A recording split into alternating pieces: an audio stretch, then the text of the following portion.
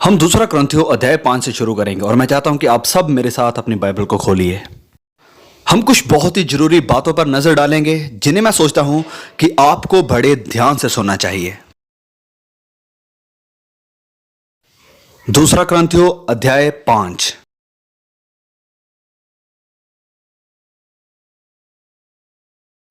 यह वचन बहुत ही जरूरी है क्योंकि संत पौलुस यहां पर बात कर रहे हैं सेवकाई की और इस बात की कि जैसे वह व्यक्ति हैं ऐसे क्यों हैं, और उसके जीवन की प्रेरणा, जैसे कि इनमें से कुछ है परमेश्वर का भय और फिर मसीह यीशु में परमेश्वर का प्रेम। लेकिन मैं इस वचन को और कुछ और भी वचनों को इस्तेमाल करूंगा कि इन्हें आपके लिए और आपके हृदय के लिए इस्तेमाल करूं। मैं चाहता हूं कि आप परखें कि आप सच में परमेश्वर को जानते हैं या नहीं। आप परखें कि वह आपको जानता है या नहीं। अब देखिए पौलुस यहां पर इस वचन में कहते हैं, चलिए हम पहले इस वचन को पढ़ते हैं। वचन 16 से देखेंगे। यह लिखा है कि अब से हम किसी को भी शरीर के अनुसार ना समझेंगे, और यदि हमने मसीह को भी शरीर के अनुसार जाना था तो भी अब से उसको ऐसा नहीं जानेंगे। यदि कोई मसीह में है तो वह नई सृष्टि है, पुरानी बातें बीत गई, देखो वे सब नई हो गई हैं। फिर वचन 18 में वह कहता है, और सब बातें परमेश्वर की ओर से है।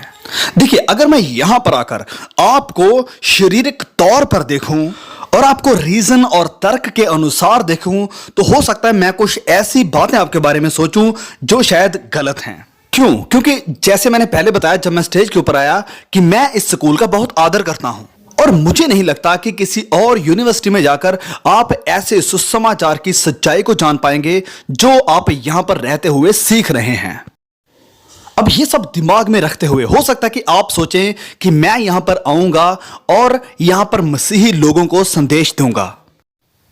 आप सबको एक संदेश दूं, क्योंकि इसमें कोई शक नहीं है कि आप सब मसीही नहीं हैं, क्योंकि आप सब इस स्कूल में हैं, उस स्कूल में जिसका मैं बहुत सम्मान करता हूं, जहां पर प्रभु यीशु मसीह का सुसमाचार हर रोज सुनाया जाता है। और अगर मैं बातों को, चीजों को शरीर के अनुसार परखता तो मैं यहां पर आकर आपको मसीही जीवन पर और मसीही सेवकाई पर प्रचार करता। लेकिन मैं शरीर के अनुसार यह कल्पना कभी नहीं करूंगा। मैं चाहता हूं कि आप जानें कि मैं जानता हूं।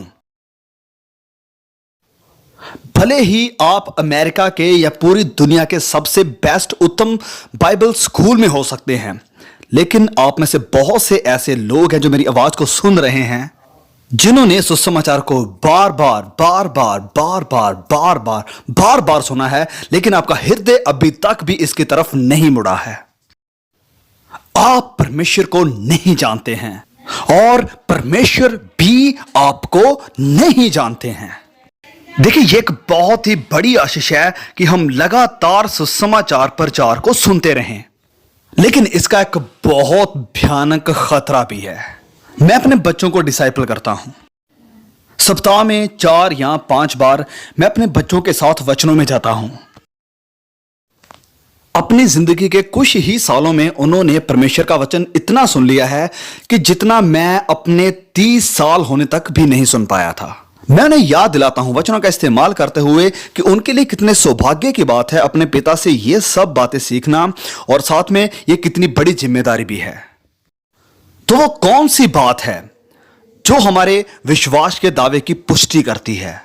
कौन सी बात यह साबित करती है कि हम सच में मसीही हैं? और इन्हीं कुछ बातों पर आज हम यहां ध्यान देंगे। लेकिन मेरी यह दुआ है, मैं अर्ज करता हूं कि आप सुने मुझे, ऐसे सुने जैसे आपने अपने जीवन में पहले कभी नहीं सुना हो। सुने मुझे इसलिए नहीं कि यहां पर जितने भी प्रचारक हैं मैं उनसे बेस्ट हूं, क्योंकि मैं नहीं हूं, पर प्लीज सुनिए मुझे, क्योंकि आप सुन सके हैं उन अच्छे प्रचारकों को अपने अतीत में, लेकिन आप अभी भी तब्दील नहीं हुए हैं। आप अभी भी मसीह के बिना हैं, और आपके हृदय की गुप्त गहराइयों में अभी भी पाप है, स्वार्थ है, घमंड है और संसार है। पर मसीही यीशु नहीं है और ना ही उसके सुसमाचार के प्रति प्यार है। अब हम इस वचन से कुछ बातों को देखते हैं इससे पहले कि हम अपनी मुख्य शिक्षा पर जाएं। तो देखिए, यहां सबसे पहले हम देखते हैं वचन 13 में, लिखा है कि यदि हम बेसुध हैं तो परमेश्वर के लिए, और यदि चैतन्य हैं तो तुम्हारे लिए, मतलब कि परमेश्वर के लोगों के लिए। मसीह का प्रेम हमें विवश कर देता है, इसलिए कि हम ये समझते हैं कि जब एक सबके लिए मरा तो सब मर गए। तो पौल यहां क्या कह रहा है? कौन सी वह कुछ बातें हैं जो मसीह होने के नाते उसके जीवन को नियंत्रित करती हैं? तो सबसे पहले हम देखते हैं वचन 13 में कि यह परमेश्वर है। परमेश्वर के लिए प्रेम, एक ऐसा मन जो परमेश्वर के लिए है। तो जो कुछ भी वह करता है वह सच में अपने दिल से चाहता है कि यह परमेश्वर के लिए हो, और जब वह परमेश्वर के लिए नहीं करता है तो उसको दुख होता है, तो उसके दिल से आवाज आती है कि वह पश्चाताप करे। तो पौल जैसा जीवन गुजार रहा है, ऐसा क्यों गुजार रहा है? क्योंकि वह परमेश्वर के लिए जीता है। तो मैं अब आपसे सवाल पूछता हूं कि जो जीवन आप जी रहे हैं, इस यूनिवर्सिटी में जो आप जीवन जीते हैं, जिस डिग्री का आपने चुनाव किया है, आपकी जीवन शैली जिसमें आप जीते हैं, क्या यह सच में परमेश्वर के लिए है? और मेरे साथ खेल मत खेलना, क्या यह सच में परमेश्वर के लिए है? सिर्फ शब्दों से मत कहना, क्या यह सच में परमेश्वर के लिए है? अगर आपके हृदय की गुप्त गहराइयों को देखें और वहां पर आपके दिल में जो इरादे हैं और जो हम देखते हैं, जो आप कर रहे हैं, जो आप परमेश्वर के लिए कर रहे हैं, या फिर बस अपने लिए परमेश्वर के नाम पर, यह है सवाल। पौलुस कहता है कि परमेश्वर का प्रेम उसे विवश कर देता है। और फिर वचन 13 में वह कहता है कि यदि हम चैतन्य हैं तो यह तुम्हारे लिए। यह है उसके जीवन की दूसरी प्रेरणा। जो कुछ भी उसने किया सिर्फ परमेश्वर की खातिर, प्यार के लिए नहीं उसने किया, वरन परमेश्वर के लोगों के साथ प्यार के लिए भी। वह सच में परमेश्वर के लोगों के साथ प्यार करता था, वह परमेश्वर के लोगों के साथ रहना चाहता था, वह परमेश्वर के लोगों की मदद करना चाहता था। और इस चीज को हम पूरे नए नियम में देखते हैं। हम इस आइडिया को, इस विचार को देखते हैं कि हॉरिजॉन्टल यानी क्षैतिज वर्टिकल की पुष्टि करता है। इसे हम पहला यूहन्ना में भी देखते हैं कि अगर आप परमेश्वर से प्रेम करते हैं पर भाई से प्रेम नहीं करते। इसे हम मत्ती 25 में भी देखते हैं कि जातियों और भेड़ों और बकरियों का बांटे जाना, कि लोगों का अविश्वास इस बात से साबित होता है कि वह बहुत कम परवाह करते हैं परमेश्वर के लोगों की। अब स्टूडेंट्स, मैं आपसे एक सवाल पूछता हूं कि आप जो कुछ भी कर रहे हैं, क्या ये उसके लिए है, या फिर वह बस एक छोटे से कपड़े का टुकड़ा है जिसे आप लगाते हैं, या एक बाहरी छोटा सा हिस्सा है, या बस कन्फेशन है? अपने आप से यह सवाल पूछिए, अपने दिल से पूछिए, अपने आप से सवाल पूछिए, अपने दिल के प्रचारक बने, अपने दिल को प्रचार करें, अपने दिल से यह सवाल पूछिए, क्या मैं जो भी करता हूं, क्या यह सच में परमेश्वर के लिए है?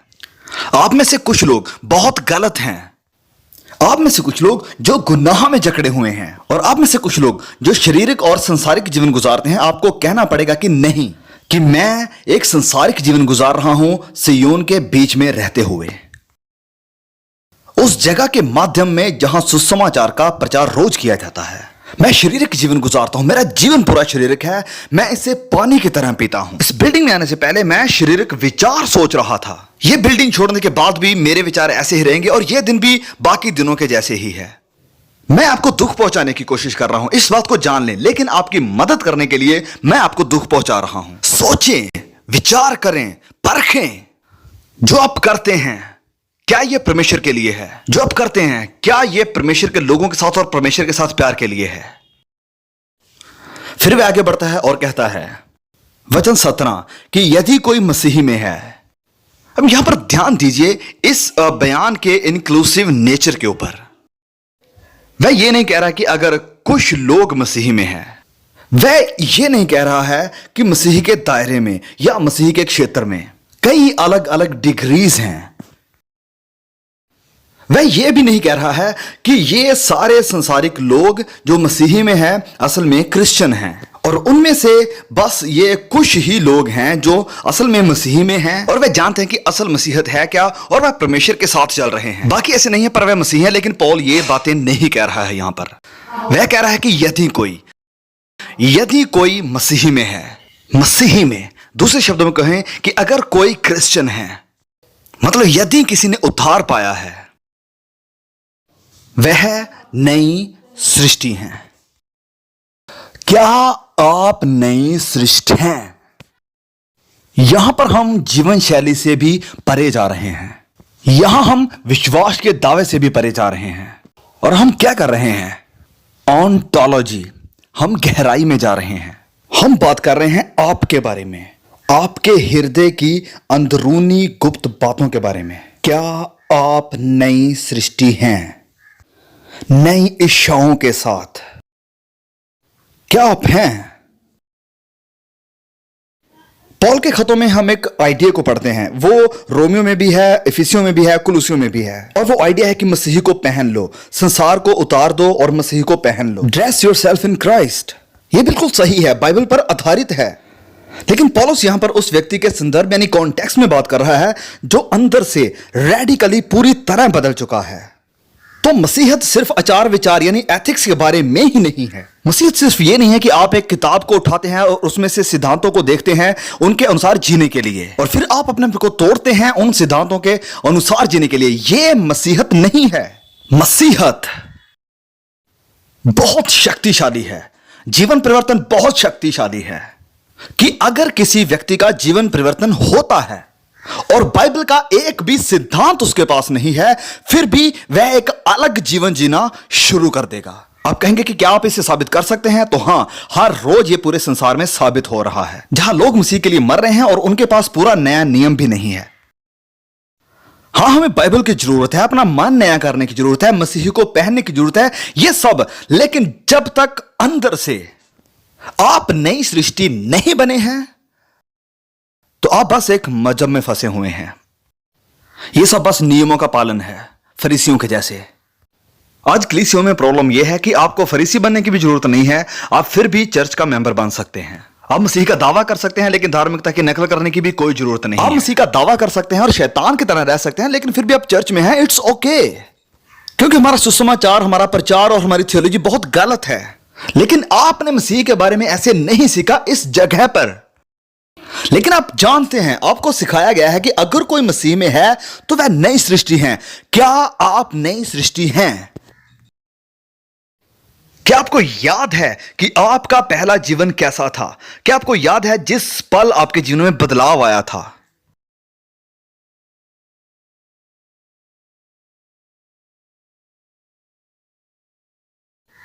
चलिए मैं आपको एक आइडिया देता हूं, एक छोटा सा दृष्टांत कि यह बदलाव कैसा होता है, क्योंकि मैं पूरी तरह स्पष्ट होना चाहता हूं। जब हम मसीह में आ जाते हैं तो हमारे अंदर बदलाव शुरू हो जाता है। हम अंदर से तब्दील हो जाते हैं, हम अंदर से नई सृष्टि बन जाते हैं। हमें नया हृदय मिलता है। जो पत्थर का हृदय वो निकाल दिया जाता है और मांस का हृदय जो परमेश्वर को पुकारता है वह मिलता है। जिस वक्त हम विश्वास करते हैं, जिस वक्त हमारा जीवन परिवर्तन होता है, उस समय हमारे जीवन में बदलाव होना शुरू हो जाता है। यह बदलाव चलता रहता है। मैं आपको उदाहरण देता हूं। एक व्यक्ति जो खोया हुआ है और जिसका जीवन परिवर्तन नहीं हुआ है, वह सुबह उठता है, काम के लिए लेट है, दरवाजे की तरफ भागता है और बाहर बर्फबारी हो रही है। ऑफिस में जरूरी मीटिंग है, जो काम दिया था उसने नहीं किया है और वह पूरी तरह चिंता में है। जब वह घर का पिछला डोर खोलता है और गैराज की तरफ जाता है अपनी गाड़ी लेने के लिए, पीछे से पत्नी उसको बुलाती है और कहती है कि इस कचरे के पॉलीथीन को बाहर फेंक देना। वह गुस्से में घूमता है और कहता है कि तुझे नहीं पता मुझे जरूरी मीटिंग में जाना है, मैं लेट हो रहा हूं, ये वो, तुम इस कचरे को उठाओ और बाहर फेंको, मैं तुमसे तंग आ चुका हूं। और वह चला जाता है। वह सोचता है कि जो कुछ भी उसने किया है बिल्कुल सही किया है, वह सब कुछ सही साबित कर सकता है। उसके ऊपर दबाव था जरूरी काम का, उसकी पत्नी उसको नहीं समझती थी, सब कुछ। वह काम में जाता है और सही है। 3 महीने बाद उसका जीवन परिवर्तन हो जाता है पूरी तरह से। वह सच में मसीही बन जाता है, सच्चा मसीही। 6 महीने बाद फिर से वही पहले वाला सीन हो जाता है। बाहर बर्फबारी हो रही है, उसे जरूरी मीटिंग में जाना है और वह पहले से ही बहुत लेट है। उसका बॉस उसे कॉल कर करके परेशान कर रहा है। वह पूरी तरह परेशान और मुश्किल में है। उसने अपना काम पूरा नहीं किया, वह चिंता में है। वह दरवाजे की तरफ जाता है, उसकी बीवी आती है और कहती है कि क्या तुम ये कचरा ले जा सकते हो? वह पीछे मुड़ता है और कहता है कि तुम्हारी प्रॉब्लम क्या है? तुम्हें नहीं पता मैं लेट हो रहा हूं। वह बिल्कुल पहले जैसे ही करता है। आप कहेंगे तो फिर फर्क क्या है? लेकिन इस बार ऐसे लगता है कि जैसे एक खंजर उसके अंदर चला गया है और उसे घुमा दिया गया। वह जानता है कि वह गिल्टी है, वह जानता है कि उसने गलत किया है, वह जानता है कि उसे पश्चाताप करने की जरूरत है, लेकिन फिर भी वह बाहर जाता है और गाड़ी में बैठ जाता है। वह पूरी तरह अंदर से दुखी है, वह इसे और ज्यादा सहन नहीं कर सकता, लेकिन फिर भी वह ऑफिस में जाता है। मीटिंग शुरू होने वाली है और अपने बॉस से कहता है कि मुझे 5 मिनट दीजिए। वह अपनी बीवी को कॉल करता है और उससे माफी मांगता है और कहता है कि मुझे माफ कर दो। क्या हुआ है? क्या हुआ है? ऐसा नहीं है कि उसने एक नए तरीके की जिंदगी को पहन लिया है, वह नई सृष्टि बन चुका है और उसने एक नए रिश्ते को शुरू किया है, ना सिर्फ परमेश्वर के साथ वरन पाप के साथ भी। अब वैसे पहले जैसे सहन नहीं कर सकता, पाप उसे दुखी करता है। क्यों पाप उसे दुखी करता है? पहली बात, क्योंकि वह सच में एक नई सृष्टि बन चुका है। जैसे चार्ल्स स्पर्जन एक सूअर की उदाहरण देते थे। एक सूअर के सामने 2 खाने की प्लेट्स रखी जाती हैं, पता नहीं आप जानते हैं या नहीं। एक प्लेट में सबसे स्वादिष्ट खाने को डाल दो और दूसरी में पूरा कचरा और गंदगी को डाल दो और सूअर को खोल दो। सोचिए सूअर कहां जाएगा? मैं खेतों में पला बड़ा हूं और मैं जानता हूं कि सूअर कहां जाएगा। वह कचरे की तरफ जाएगा। क्यों? क्योंकि वह सूअर है। सूअर यही करते हैं, वह कचरा गंदगी खाते हैं, उसे पसंद करते हैं, उन्हें आनंद महसूस होता है, वैसे खाने से शर्म नहीं करते, इसे खाते हैं। तो जब वह सूअर ये कचरा खा रहा है और मेरे पास अगर कोई ताकत है कि जिससे एक पल में मैं उसे इंसान बना दूं, तो क्या होगा? जिस खाने को वह स्वाद के साथ खा रहा था, जिस खाने को वह खा रहा था, जिसका वह आनंद ले रहा था, वह अब उसको अच्छा नहीं लगेगा, उसका मन खराब होगा और इसे बाहर फेंक देगा। अब जब वह अपना सर उठाएगा और आपकी तरफ देखेगा तो उसे बहुत शर्म महसूस होगी। क्यों? क्योंकि अब वह सूअर नहीं रहा, अब वह नई सृष्टि है। अब नई सृष्टि जब वह बन चुका है तो वह जो पहले काम थे उनको सहन नहीं कर सकता। सुनिए, अगर इस दृष्टांत से आपको दुख लगता है तो ध्यान दीजिए कि मैंने जीवन परिवर्तन को ही दर्शाया है। क्या आप कह सकते हैं कि यह आपके जीवन में हुआ है? संसार की चीजें, पाप की चीजें, कुछ पल रहने वाली चीजें, शारीरिक चीजें, कामुक चीजें। मैं ये नहीं कह रहा कि एक मसीही इन सब चीजों को एक ही बार में छोड़ सकता है, नहीं, और ना ही ये कि वह कभी गिरेगा नहीं। लेकिन एक नई सृष्टि बन जाने के बाद और मसीह में आने के बाद वह इन सब चीजों को सहन नहीं कर सकता है। परमेश्वर की संतान बन जाने के बाद परमेश्वर लगातार अपने बच्चों को डिसिप्लिन करते रहेंगे ताकि वह दिन प्रतिदिन शुद्ध होते जाएं। क्या आप मसीही हैं? क्या आप हैं? आप में से कुछ लोग परमेश्वर को नहीं जानते और परमेश्वर आपको नहीं जानता। आप सरेंडर करें, पश्चाताप करें, सुसमाचार पर विश्वास करें और अपनी बुराई से, गुनाहों से मन फिराएं। यदि कोई मसीह में है तो वह नई सृष्टि है। पुरानी बातें जाती रही, देखो वह सब नई हो गई हैं।